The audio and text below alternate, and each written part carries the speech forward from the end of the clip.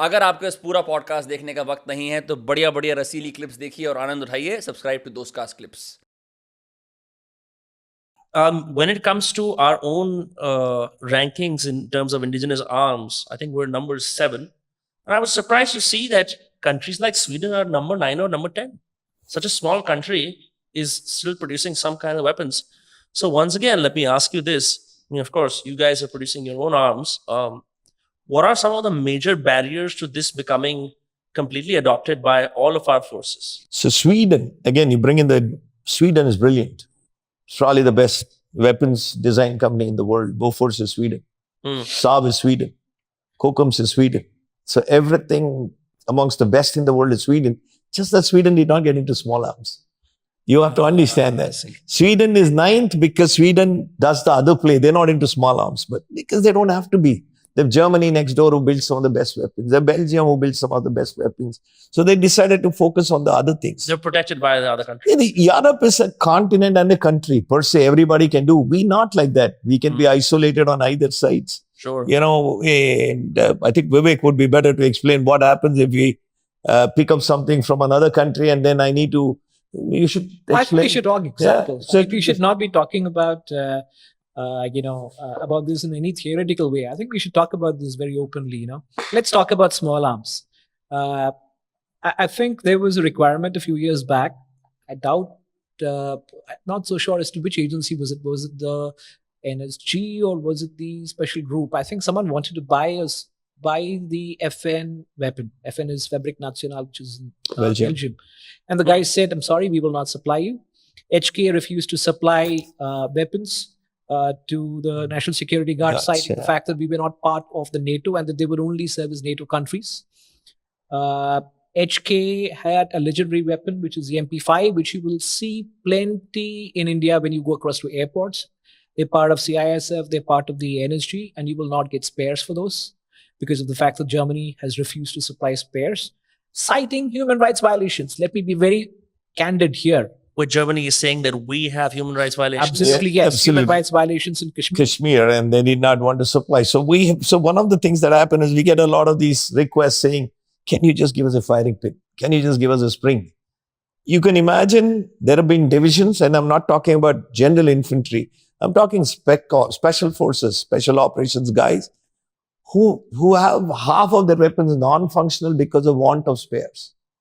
Because of want of small things like a spring, a hammer, a pin broken. And guys like this kind of have half their equipment that is canned, or they cannibalize it into another weapon because they're never full strength. You know what? I mean, you should talk about the time when they wanted to exercise and they wanted weapons to exercise with another country because their weapons weren't good enough. Well, I think he is bang on several fronts. And I'm going to add more to it as well.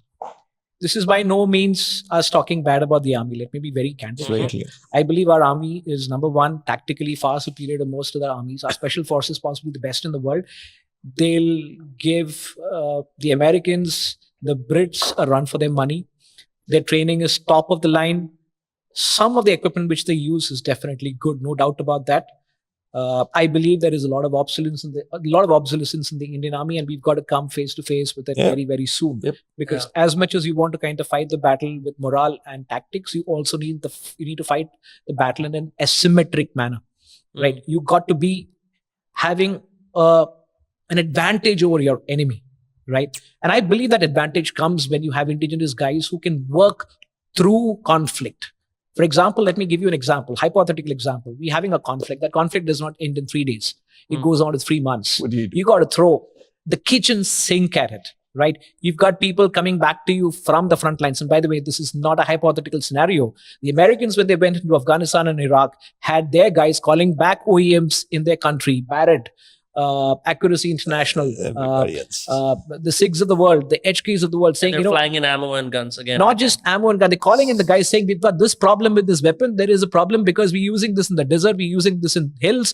We need to find solutions. So the solutions came on the go. They did not happen because of the fact that the guys had already created the best weapon, the best and the fanciest of the weapons when it comes face to face with conflict has issues. It is when you're able to control things and your OEM is inside the same country that you're in and is dedicated to you that you're able to find solutions in the go. Yeah. This is absolutely true in the Russia-Ukraine battlefield. Yep. There have been companies which have set manufacturing in Ukraine only to service a war effort. If you read online, there is CZ, which is actually a Czech Republic company, which is starting to manufacture for the Ukrainian Defense Forces in Ukraine today. You've had weapons being flown in from across the world, sniper rifles, assault rifles, multi-grenade launchers, medium caliber weapons, missile launching systems, shotguns from all across the world to supply the Ukrainian war effort. And right? Poland, sorry, you can go on Poland. Please understand this. These are all countries which, relative to India before the war started, I'm talking Ukraine, was ahead. The Ukraine actually sold us equipment. Right? So understand this. What happens when you go face to face with conflict is very different from when you're in peacetime. So whilst I absolutely am confident about our armed forces capability and their ability to kind of come face to face with technology and adopt it, I will talk upfront and state here that the technology adoption, one, needs to go about 4-5 notches. Number two is that their reliance on indigenous designed systems. I'm not talking about Indian made systems, indigenously designed systems needs to go up 100 notches, right? Because in real conflict, we are the guys who will actually come up and deliver. Not somebody like a SIG who is possibly sitting somewhere else, several thousands of miles away from where you are. Sure. You may not even get spares at that point in time. See,